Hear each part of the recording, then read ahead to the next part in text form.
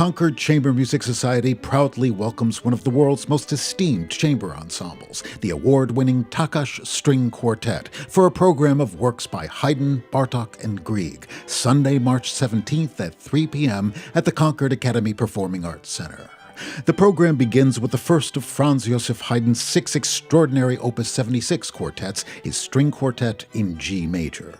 Although Haydn's compositional mastery is a staple of an abundant musical output that covers every major genre of the classical era, it can be argued that his unique genius is most consistently embodied in the realm of the string quartet, a medium he essentially invented and brought to a level of technical excellence and depth that remains unsurpassed. When the Opus 76 quartets were composed in the late 1790s, Haydn stood alone as the greatest composer in Europe.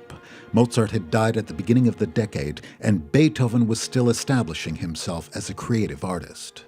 No longer bound by the daily rigors and constraints imposed upon him during his 30 years as a court employee, Haydn embraced a fundamentally new musical culture in which public concerts and publishing compelled the ambitions of composers, and the perspectives of the classical period were yielding to the more adventurous sensibilities that would characterize musical romanticism.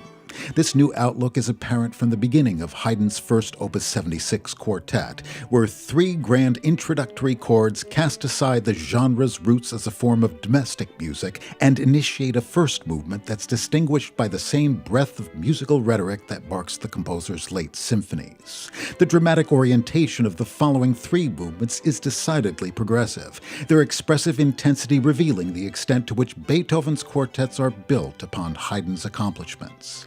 The hymn-like slow movement is invested with a remarkable profundity, while the following minuet, which is given an unusually fast tempo marking of presto, is effectively a dynamic scherzo of the sort that would become the standard during the 19th century.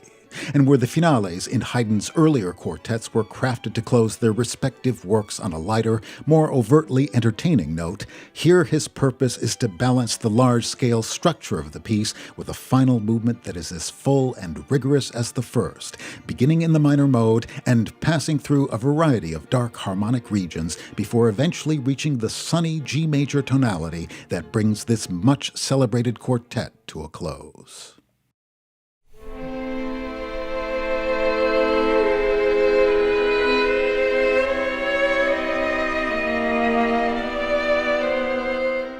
The program continues with the performance of Béla Bartók's String Quartet No. 6, his final work in the form and the last he would compose before leaving Europe for exile in America.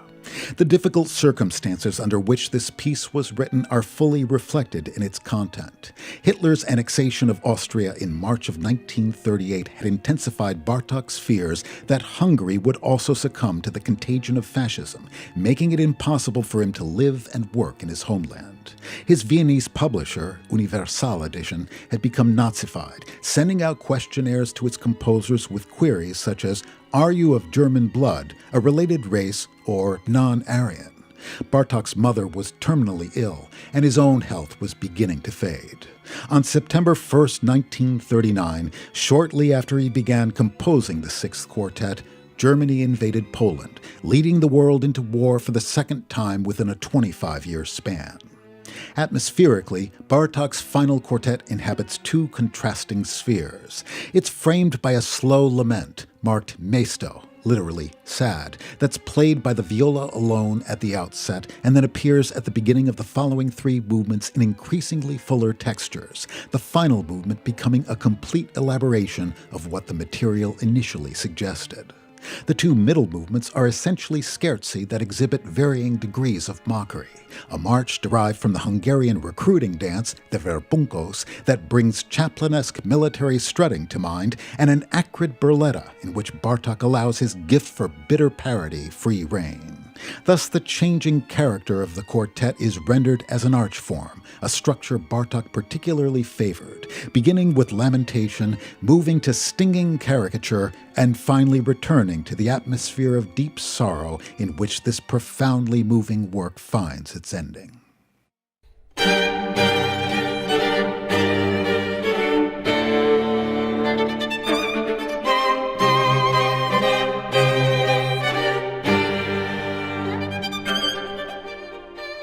The program closes with a piece that represented a creative breakthrough for Edvard Grieg, his String Quartet No. 1 in G minor.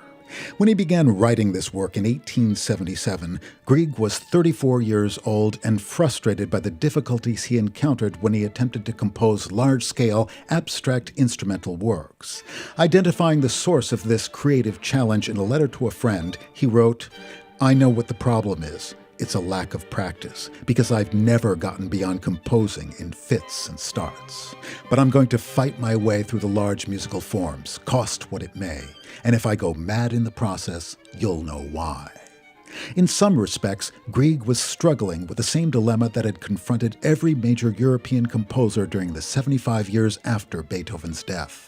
While the great German master had brought abstract genres like the symphony, the string quartet, and the sonata to a level of prestige that remained a gold standard, the relatively stable harmonic architectures upon which those forms were based had become anachronistic by the middle of the 19th century, making the primary tool for organizing these works seem unavailable to composers for whom frequent modulation and chromaticism were essential elements of their musical language.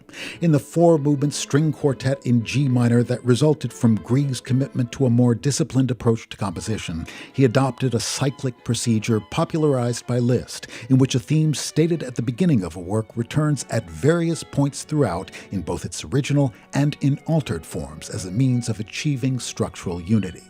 The entire quartet is based on a melody he'd used in Minstrel, the first of his Opus 25 Ibsen songs, in which an artist contemplates the isolation and loneliness imposed upon him by his craft.